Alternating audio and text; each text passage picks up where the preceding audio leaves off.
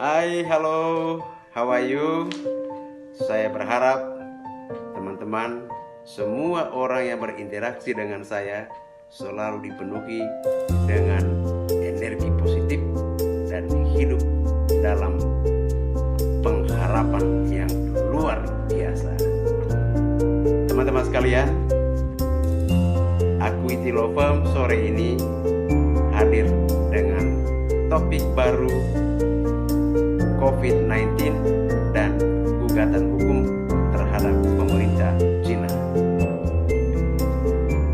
Sebagaimana dilaporkan sejumlah media pada kurun waktu Maret sampai Mei 2020, gelombang gugatan hukum terhadap pemerintah Cina merebak di sejumlah negara, di antaranya Amerika Serikat, Inggris, Australia, India, dan Nigeria. Nah, di Amerika Serikat sendiri terdapat 6 gugatan class action yang dilakukan oleh perwakilan sejumlah entitas bisnis maupun perorangan. Tuntutan mereka sangat clear, jelas. Injunctive relief. Itu suatu putusan yang tidak terkait dengan keuntungan finansial atau monetary benefit, tapi lebih pada tuntutan agar terjadi perubahan sikap atau perilaku dari pemerintah Cina. Nah, gugatan ini atau upaya-upaya hukum ini menarik karena untuk pertama kali dalam sejarah pandemi, setidaknya dalam kurun waktu 100 tahun terakhir sejak pandemi flu Spanyol tahun 1918, baru kali ini ada gugatan dari pihak swasta, dari warga negara terhadap negara. Bahkan negara bangsa pun belum pernah menggugat negara lain, terutama dalam kaitannya dengan penyakit menular. Cuma persoalannya adalah, atau pertanyaan hukumnya adalah, apakah upaya-upaya hukum ini, gugatan class action yang dilancarkan oleh sejumlah pihak di 6 negara bagian Amerika Serikat, bisa diadili atau bisa disidangkan? Itu yang pertama. Yang kedua, pertanyaan kedua, apakah Cina bisa diadili atau disidangkan di mahkamah internasional, di International Court of Justice? Nah, terkait topik ini, saya pernah menulis di surat kabar harian Suara Pembaruan, grup Berita 1. Ini saya tunjukin. Ya. Di sini saya menulis menggugat pemerintah Tiongkok. Nah, tulisan yang berisi kurang lebih sama saya kirim di detik.com dan dimuat pada tanggal 14 Mei 2020, dan uraian yang agak panjang dimuat di salah satu portal online. Dalam preskripsi saya, seluruh upaya hukum ini bakal menghadapi tembok besar, baik dari sisi hukum maupun non-hukum. Dari sisi non-hukum, ini terkait dengan kesediaan Cina. Dalam kasus nyata saja terkait sengketa di Laut Cina Selatan di antara Cina dan Filipina, Cina mengabaikan putusan Mahkamah Internasional yang memenangkan Filipina dan menganggapnya tidak lebih dari secari kertas. Apalagi suatu perkara yang belum dapat dibuktikan secara saintifik bahwa Cina lah negara asal muasal virus COVID-19 ini. Itu yang pertama. Tantangan kedua adalah Cina sulit untuk diadili, baik di pengadilan negara dan negara bagian Amerika Serikat maupun Mahkamah Internasional. Kenapa? Cina sebagaimana negara merdeka dan berdaulat lainnya memiliki atau dilindungi doktrin hukum sovereign immunity, kekebalan kedaulatan. Doktrin hukum ini secara singkat menegaskan bahwa suatu negara harus menghormati perbuatan dari negara berdaulat lainnya. Nah, doktrin ini kalau diuraikan lebih panjang atau ditarik lebih jauh, sebetulnya adalah refleksi dari asas hukum par imparem imperium non habet. Prinsip hukum ini menegaskan bahwa sebuah negara berdaulat atau suatu negara berdaulat tidak dapat diadili oleh negara berdaulat lainnya, dan hakim dari negara berdaulat yang satu tidak dapat mengadili negara dan pejabat dari negara berdaulat lainnya. Dan doktrin hukum ini atau asas hukum ini memiliki kedudukan yang sangat kuat di dalam hukum internasional. Bahkan Mahkamah Internasional mengafirmasi kembali menguatnya doktrin ini dalam putusan mereka tahun 1992. Lebih lanjut terkait dengan doktrin ini, di Amerika Serikat sendiri mereka telah melakukan kodifikasi atas prinsip hukum ini dengan diundangkannya The Foreign State of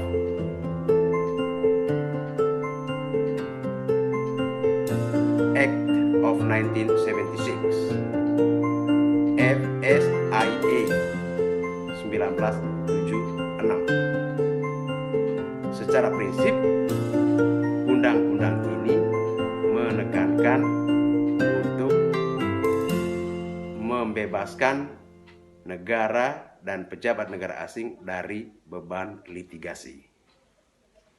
Nah, selain diakomodir di dalam undang-undang atau sistem hukum Amerika Serikat,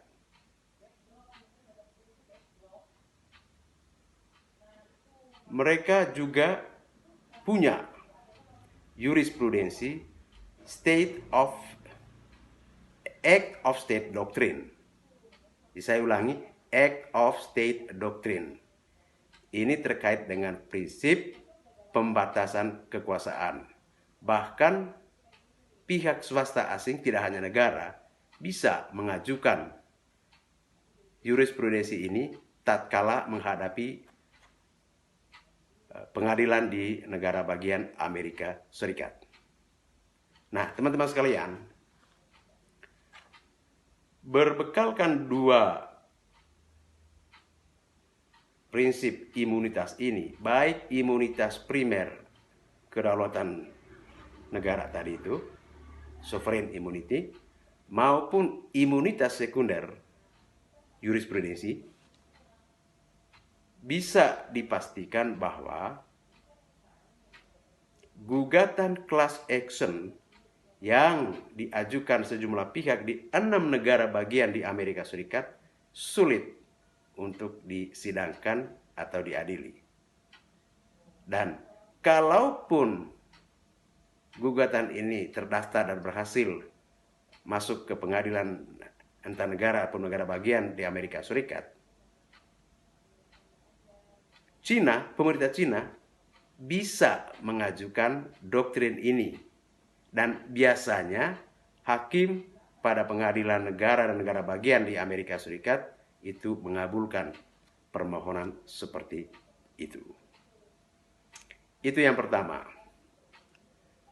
Kita berlanjut ke pertanyaan kedua terkait dengan tuntutan dari negara-negara lain yang hendak membawa Cina ke Mahkamah Internasional. Pertanyaannya tadi adalah, apakah Cina bisa diadili di Mahkamah Internasional? Problemnya adalah sepanjang sejarah kerjasama kesehatan global, belum ada contoh atau praktek di mana negara yang melanggar kewajiban internasional untuk segera melaporkan ke dunia internasional atau badan-badan terkait di PBB, misalnya terkait dengan pandemik, dilaporkan ke WHO, Organisasi Kesehatan Sedunia itu, belum ada presidennya, belum ada contohnya, belum ada sejarahnya. Sehingga tidak bisa dijadikan rujukan untuk dapat dipakai sebagai dasar bisa diadili perkara yang terkait dengan penyakit menular ini di Mahkamah Internasional.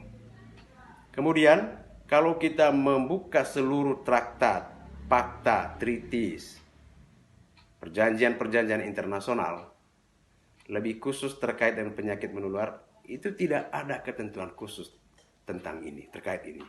Itulah sebabnya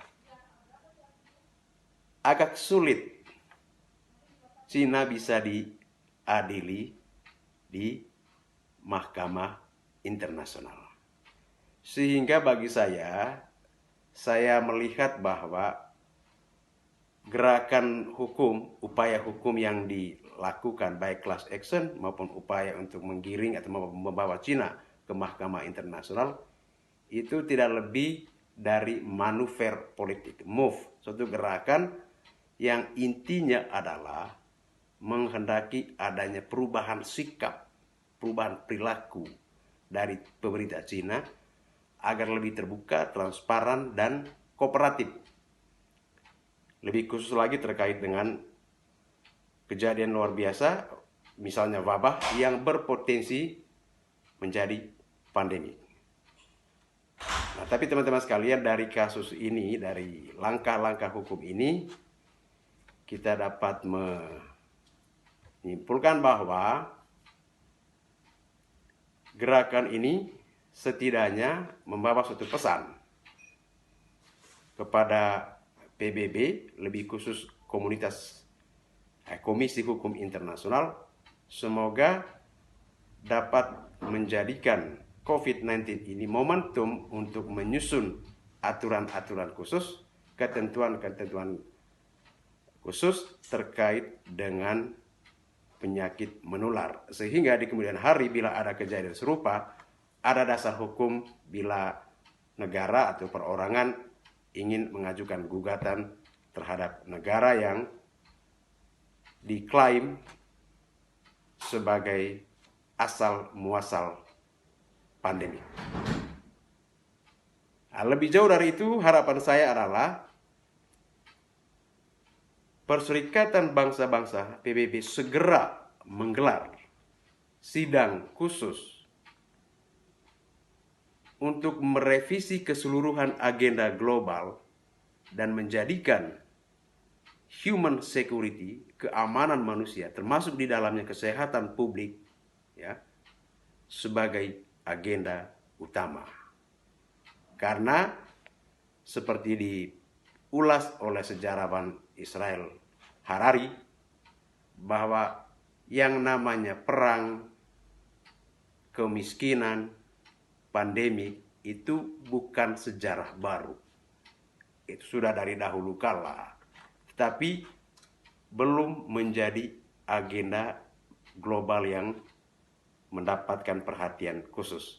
Negara-negara lebih banyak mengalokasikan anggarannya untuk perang, meningkatkan anggaran militernya, tetapi mengalokasikan anggaran untuk kesehatan masih belum menjadi prioritas. Itulah sebabnya tadi saya katakan bahwa gugatan ini meskipun sulit untuk diadili, baik di negara bagian Amerika Serikat maupun di Mahkamah Internasional, setidaknya gerakan ini membawa manfaat atau pesan agar Cina mengubah diri lebih kooperatif, transparan, terbuka.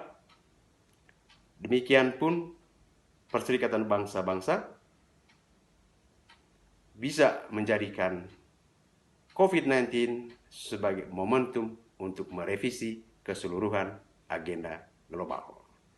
Saya kira itu pandangan singkat saya.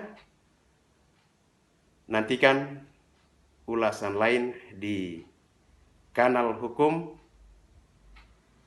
edisi selanjutnya. Salam Equity Law Firm.